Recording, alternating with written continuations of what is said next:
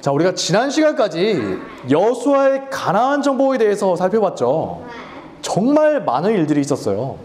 하나님이 주신 약속의 땅이지만 가나안을 정복하는 건 결코 쉬운 일이 아니었다. 하나님을 믿고 의지하지 않으면 결코 성공할 수가 없는 어려운 일이었죠. 자, 오늘은 그렇게 정복이 어느 정도 이루어진 시점에 여러 지파들이 이제 모여서 땅을 나누는 장면을 볼 거예요. 각 지파들이 어떤 땅을 차지할까? 어떻게 정했을까요? 가위바위보? 팔씨름? 앞에 나와서 이야기하실래요? 제비뽑기죠. 뽑기를 한 거예요. 여러분 뽑기 하셨죠? 톡 뽑아서 여러 개 있는 것 중에 이걸 탁 뽑아서 어떤 땅일까? 거기에 적혀있는 땅을 차지하는 거죠. 자, 그러면 그때 과연 무슨 일이 있었던 걸까요? 자, 여러분 중에 혹시 영어 배우신 분 있나요? 우와, 저 뭐야 저거. 영어 배웠어요? 안 배웠어요? 저랑 나중에 가야 할까요? 알파벳부터 배우죠. A 다음에 뭐죠? B, C, D. 이렇게 계속 나가죠. 혹시 이런 말 들어봤어요? 어려운 말이네. 인생은 태어난 어려운 말이죠. 탄생과 죽음 사이의 선택이다. 우리가 태어나서 죽을 때까지 살아가면서 셀 수 없이 많은 선택을 하죠. 여러분 아침에 교회 오기로 선택했죠? 아니에요? 여러분 선택 아니에요? 나중에는 여러분이 선택하게 될 거예요. 오늘 집에 가서 언제 잘지 여러분 선택하죠? 네, 그런 것처럼 정말 많은 선택을 하는데 그 선택들이 모이고 모여서 우리의 인생을 만들어 간다는 거예요. 자, 그러면 오늘 우리가 보게 될 사람은 대체 어떤 선택을 했을까요? 오늘 말씀의 주인공이 누구죠? 누굴까요? 갈렙이죠. 갈렙 기억하시나요? 민수기에 나왔던 12정탐꾼 사건 때 있었죠. 각 지파를 대표하는 지도자들이 가나안 땅을 정탐하러 갔어요. 이때 갈렙은 어떤 지파의 지도자였을까요? 유다 지파의 대표였죠. 그런데 그때 무슨 일이 있었죠? 10명의 정탐꾼은 돌아와서 이 사람들 뭐라고 하죠? 가나안 땅을 악평했어요. 나쁘게 말한 거예요. 거기 가면 우린 다 죽을 거예요. 가나안 주민들은 강하고요. 성읍은 견고하고 컸다고요. 거기서 거인족의 우선인 아낙 자손을 보았어요. 우린 절대 이길 수가 없어요. 이렇게 말하는 거예요. 하지만 나머지 2명의 정탐꾼, 이 사람들은 하나님의 말씀대로 싸우자고 했죠. 누구죠? 여호수아와 갈렙이에요. 여호수아와 갈렙만 하나님의 약속의 말씀을 믿고 나가서 싸우자고 외친 거예요. 그런데 이때 이스라엘 백성들이, 수많은 백성들이 누구의 말을 들었을까요? 수가 훨씬 많으니까 10명의 정탐꾼 말을 듣고선 여호수아와 갈렙을 세상에 돌로 쳐서 죽이려고까지 했어요. 그 때문에 여호수아와 갈렙을 제외한 모든 이스라엘 사람들이 광야에서 죽게 되었죠. 무려 40년 동안이나 방황하게 된 거예요. 자, 그렇게 40년이 흐르고 마침내 다시 가나안 정복이 시작되었죠. 우리가 지난 시간에 살펴봤던 여러 전투들이 있었어요. 자, 그 후에 이스라엘 지파들이 모여서 이 가나안 땅을 분배하기 시작했어요. 어떤 지파가 어떤 땅을 가지게 될까? 다들 기대했겠죠. 우리 지파가 좋은 땅을 가져야 될 텐데 제발 정복하기 좋은 땅을 분배받았으면 다들 이런 생각을 하면서 이 자리에 있었을 거예요.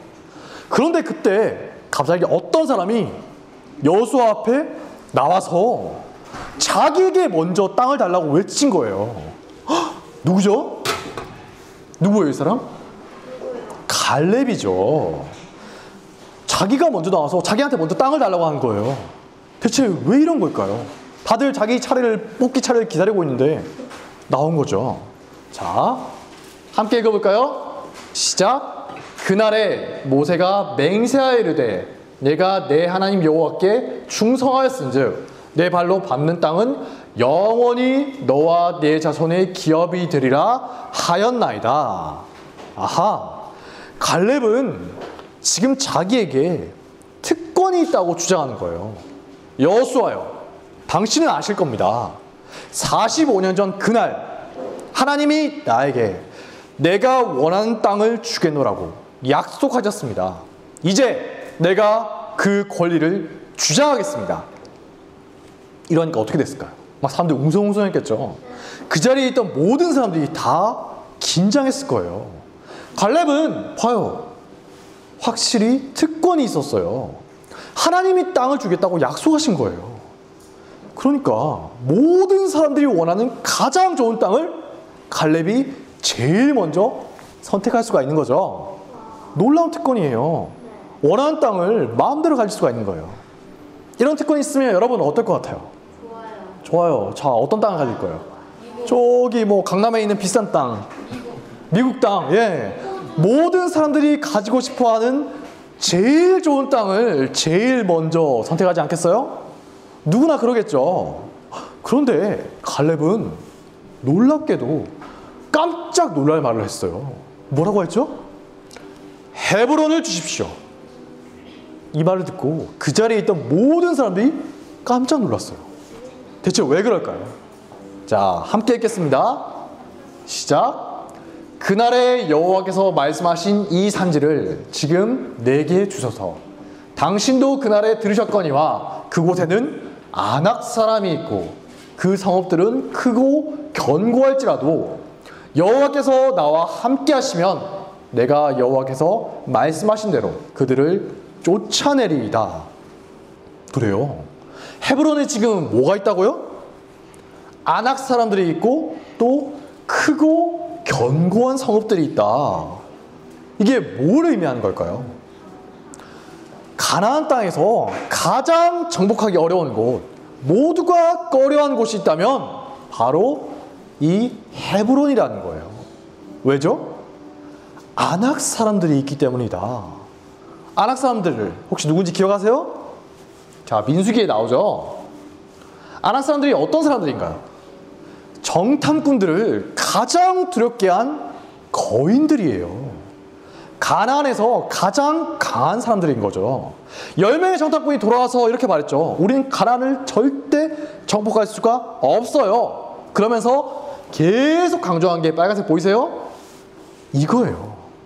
거기엔 아낙 자손의 거인들이 있다고요. 우린 절대 이길 수가 없어요. 그 말을 듣고 모든 이스라엘 사람들이 어땠을까요? 울부짖으면서 밤새도록 대성통곡을 했다고 해요. 아낙 자손은 모든 이스라엘 사람들의 공포의 대상이었던 거예요. 스스로 보기에 메뚜기 같을 정도였다는 거죠. 그러면 자, 40년의 세월이 지난 동안 그 거인족들이 이제 다 죽고 사라졌을까요? 아니죠. 여전히 아낙 자손은 가나안에 살고 있어요. 게다가 아낙 자손 중에서도 제일 강한 사람들이 헤브론에 있는 사람들이었다고 해요. 거인족들 중에서도 키가 다 달랐겠죠. 가장 크고 강한 거인들이 모여 살던 곳이 하필이면 헤브론이었던 거죠. 그러니까 땅을 제비 뽑을 때 다들 어떤 생각을 했을까요? 제발 헤브론만 걸리지 마. 하나님 제발 헤브론만 피하게 해주세요. 왜죠? 가나안에서 가장 정복하기 힘든 곳이 헤브론이었기 때문이에요. 그런데 갈렙이 뭘 달라고 했다고요? 헤브론을 주십시오. 아니, 갈렙은 특권이 있잖아요. 제일 먼저 제일 좋은 땅을 차지할 수 있는 특권이 있어요.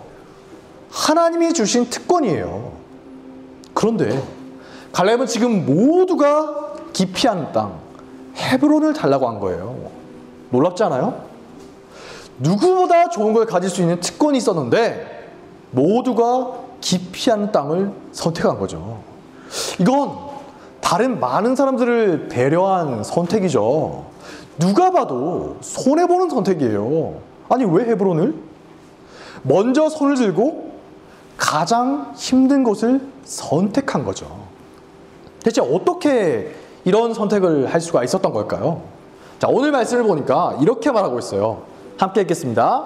시작. 이는 그가 이스라엘의 하나님 여호와를 온전히 좇았음이라. 아멘. 자, 여기서 온전히 좇았다라는 말의 뜻은, 원래 뜻은 가득 채우다라는 뜻이래요. 가득 채운다라는 말을 특별히 강조해서 표현한 게 오늘 우리가 읽은 이 말씀인 거죠. 온전히 좇았다. 그럼 결국 하나님을 온전히 좇았다는 말은 무슨 뜻이죠? 갈렙의 마음이 하나님으로 가득했다는 거예요. 여러분, 우리 마음이 아무것도 없이 텅 빈 상태일 수가 있을까요? 아니죠. 그럴 수가 없어요. 어떤 것으로든 우리 마음은 채워지게 되어 있어요. 하나님으로 채우든 세상으로 채우든 혹은 귀신으로 채우든. 문제는 무엇으로 마음을 채울 것인가 하는 것이죠. 10명의 정탐꾼과 이스라엘 사람들은 무엇으로 마음을 채웠죠? 크고 견고한 가나안 성읍들. 아낙 자손으로 인해서 두려움이 가득했죠. 그들의 마음은 세상의 조건으로 인한 두려움으로 가득했던 거예요. 사탄이 불어넣는 생각으로 가득한 거죠. 하지만 갈렙은 어땠나요? 눈앞에 보이는 어려움과 세상의 조건들이 아니라 하나님의 약속의 말씀을 믿는 믿음으로 마음을 가득 채웠죠. 그 결과 갈렙은 모든 이스라엘 사람들이 하나님을 배신할 때도 끝까지 하나님 편에 설 수가 있었어요. 자, 여러분, 혹시 온실 속의 화초라는 말 들어보셨나요? 예쁘죠? 근데 온실 안에 있어요. 따뜻한 온실. 이렇게 온실 안에서 아무 걱정 없이 자라는 화초들은 정말 예쁘게 자라겠죠. 때에 따라서 물을 주고 태풍이나 벌레 걱정도 없어요.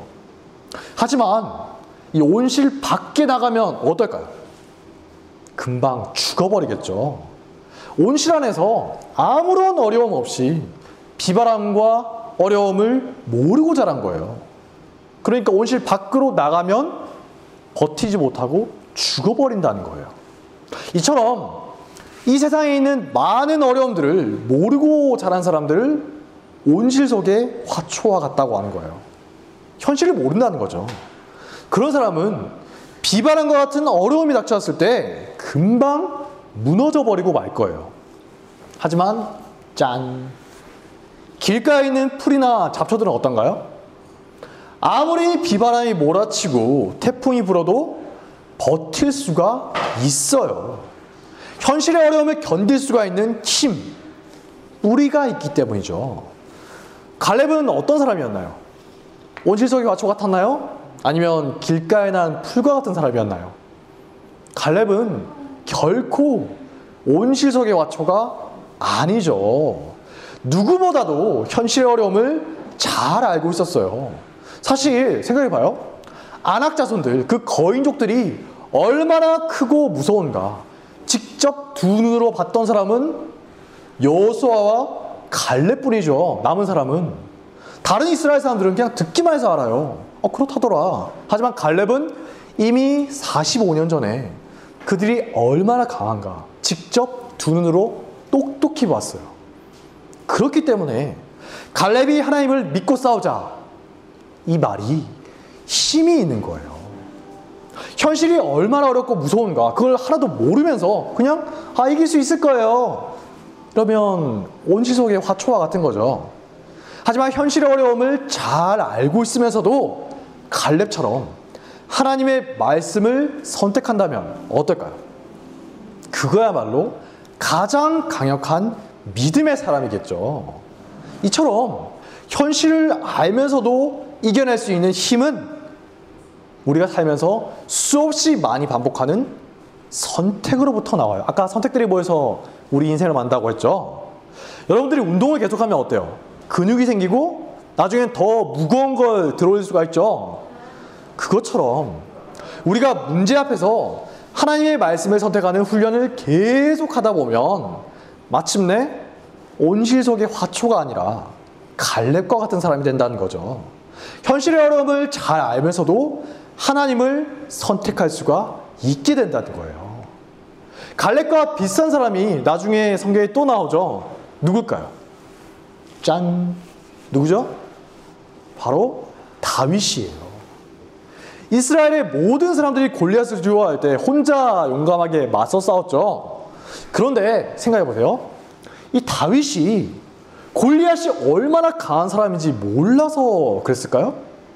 초심자의 행운? 아니에요. 다윗은 누구보다도 골리앗이 얼마나 강한지 잘 알고 있었어요. 이 골리앗과 싸우기 전에 다윗이 한 말이 있거든요. 자, 뭐라고 했는지 마지막으로 함께 읽어볼까요? 시작! 주의 종이 아버지의 양을 지킬 때 사자나 곰이 와서 양떼에서 새끼를 물어가면 내가 따라가서 그것을 치고 그 입에서 새끼를 건져내었고 그것이 일어나 나를 해하고자 하면 내가 그 수염을 잡고 그것을 쳐 죽였나이다. 주의 종이 사자와 곰도 쳤은즉 살아계시는 하나님의 군대를 모욕한 이 할례받지 않은 블레셋 사람이리까 그가 그 짐승의 하나와 같이 되리이다. 여호와께서 나를 사자의 발톱과 곰의 발톱에서 건져내셨은즉 나를 이 블레셋 사람의 손에서도 건져내리이다. 여러분, 혹시 여러분 중에 사자나 곰과 싸워본 사람 있나요? 손 들어봐요. 아빠랑 아빠가 진심으로 싸운 게 아닐 거야. 진심으로 싸웠으면 너 지금 여기 없어. 없죠. 다윗은 직접 그 무서운 동물들과 싸워본 사람이에요. 그러니까 힘이 얼마나 중요한가, 적이 얼마나 강한가 누구보다 잘 알고 있었겠죠. 다윗만큼 골리앗의 무서움에 대해서 잘 알고 있는 사람도 드물었을 거예요. 하지만 다윗은 이런 현실의 어려움 때문에 주저앉거나 도망치지 않았죠. 사자나 곰과 싸우면서 기른 힘과 능력 있잖아요. 그 힘으로 마침내 골리앗과 맞서 싸울 수가 있었던 거예요. 사자나 곰보다 골리앗이 훨씬 강하거든요. 누구보다 현실의 어려움을 잘 알면서도 하나님 편에서는 선택을 할 수 있었던 거죠. 만약에 다윗이 이렇게 어릴 때 골리앗과 싸우러 가면 싸울 수 있었을까요? 물맷돌 던진 힘도 없었을 거예요. 갈렙이 어렸을 때 헤브론을 정복하라고 하면 정복할 수 있었을까요? 아니죠. 갈렙과 다윗은 어렸을 때부터 조금씩 많은 선택을 하면서 점점 하나님 편에서는 영적인 힘을 길렀던 거예요. 그 결과 말만 그럴듯하게 하는 온실 속의 화초가 아니라 현실의 어려움 속에서도 하나님을 선택할 수 있는 강력한 믿음의 용사가 되었던 거죠. 자, 여러분들도 지금은 어리지만 나중에 다 어른이 되겠죠? 어른 되기 싫어도 다 어른 될 거예요. 걱정하지 마세요. 그때가 되면 누구나 갈렙이나 다윗 같은 선택을 할 수가 있을까요? 아니에요. 아니야. 절대 아니야. 지금 당장 어릴 때부터 하나님 편에 서는 선택을 계속하면서 훈련을 하지 않는다면 영적인 힘이 생기지 않아요. 믿음의 근육은 그냥 생기는 게 결코 아니기 때문이죠. 그러므로 매일매일의 삶 속에서 하나님 편에 서는 선택을 계속해 나가는 온실 밖에 있는 꽃과 같은 사람이 되시길 바랍니다. 네, 기도하겠습니다. 자, 두 손 모으고 기도손, 기도는 기도 모아 마시고 자 함께 기도하겠습니다.